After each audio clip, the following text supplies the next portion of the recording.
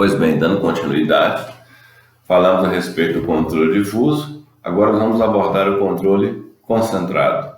Questão de língua portuguesa. O difuso é aberto porque qualquer juiz ou tribunal é competente para falar da constitucionalidade ou inconstitucionalidade das leis.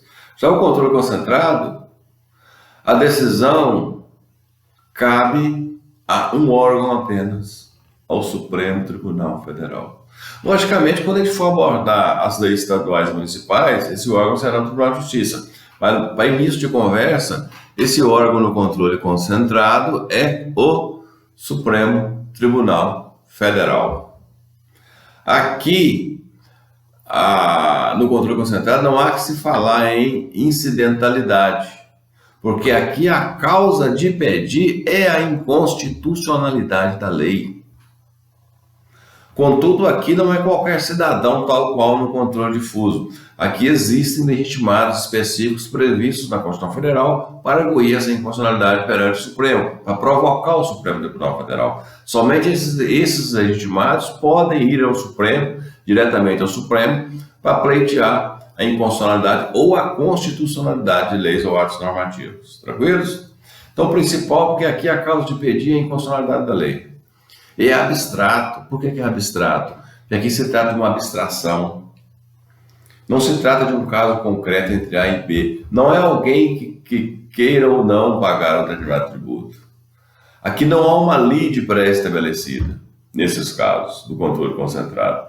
Exemplos clássicos da doutrina. O aborto do feto anencefálico. A mãe procurava o Poder Judiciário em primeira, segunda ou até mesmo em terceira instância para abortar um feto anencefálico. Porque essa criança, ela, se nascer, não vai viver muitos dias. E às vezes nem nasce, porque ela não tem cérebro. Olha, o feto ele é anencefálico. E a mãe, ela era obrigada a permanecer com esse feto no ventre, sabendo que ele não iria nascer. E se por acaso ele durasse mais os 9 meses da gestação, ele não viveria, ele nasceria e morreria logo em seguida. Porque ele não possui cérebro, ele é anencéfalo. Aí surgiu a demanda. A mãe poderá ou não realizar o aborto. O nosso Código Penal, ele não traz.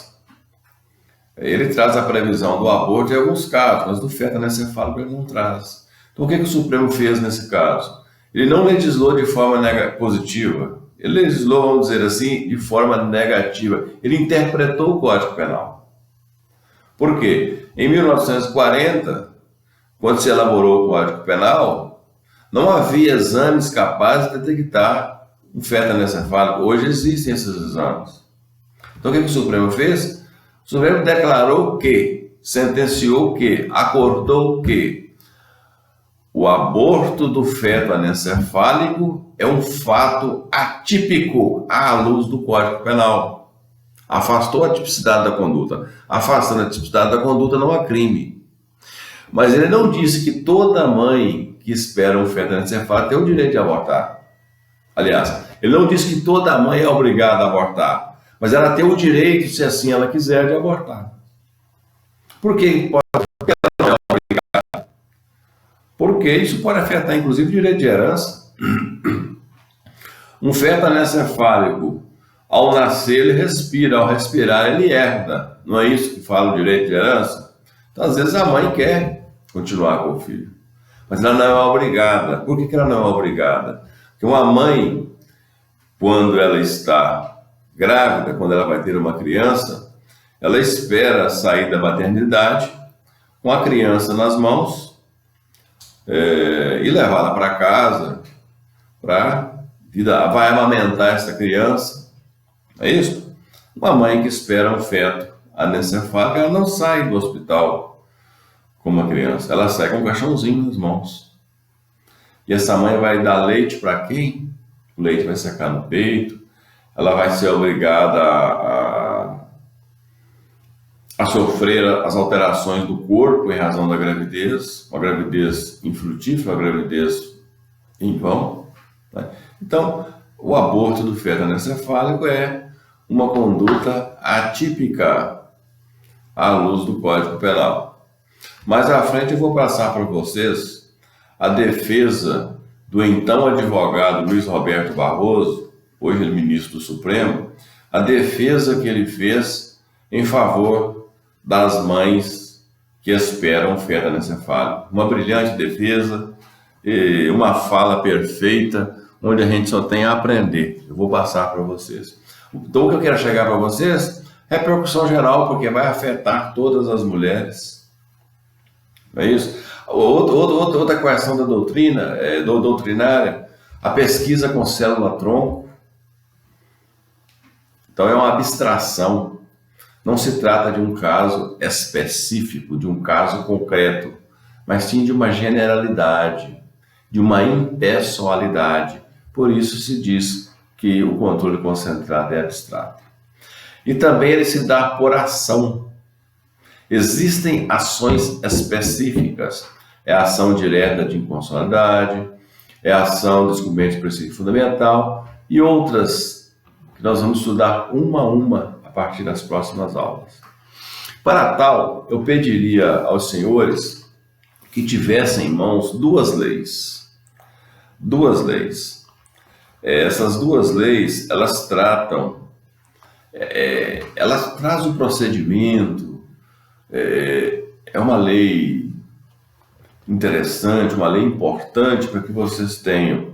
É a Lei 9868 de 1999, esta é uma delas. Lei 9868 de 1999. Vocês têm que ter essa lei em mãos. A outra lei que vocês devem ter em mãos daqui para frente, além da Constituição, é lógico, é a Lei 9882, 9.882 de 1999.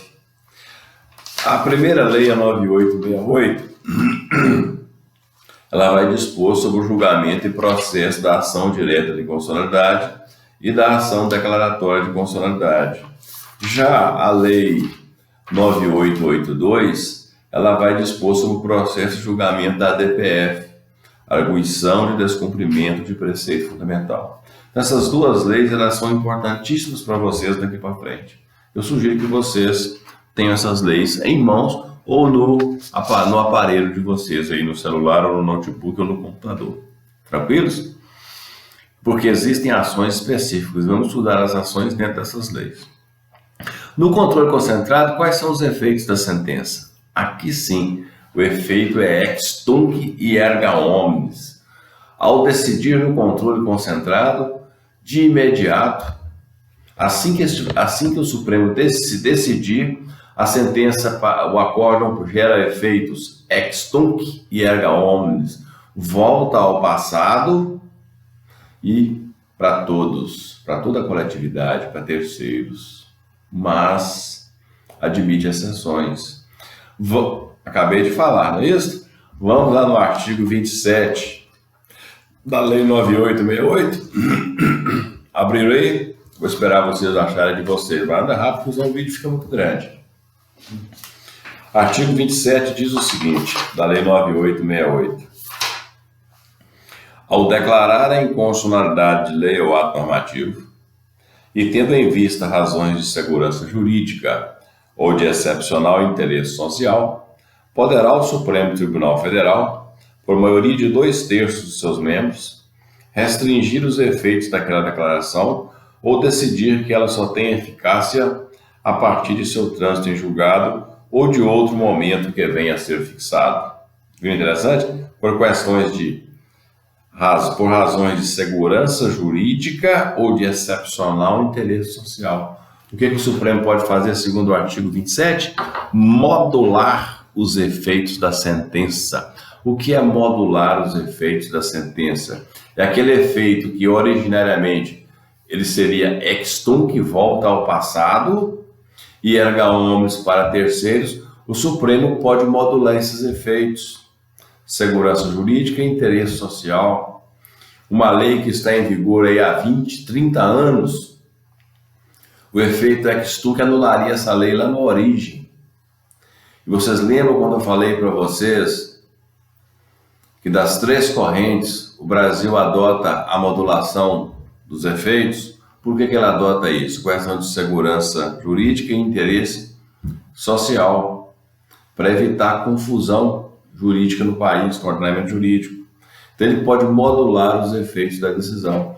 Um exemplo de modulação, mandei 2 exemplos para vocês aí por vídeo em decisões do Supremo Tribunal Federal, onde o ministro Dias Toffoli e o ministro Joaquim Barbosa, eles discutem esses efeitos da modulação em 2 desses vídeos. Vocês já viram vídeos a respeito disso. Um exemplo de modulação é a chamada Lei Censa, a lei mineira, que efetivou o servidor público.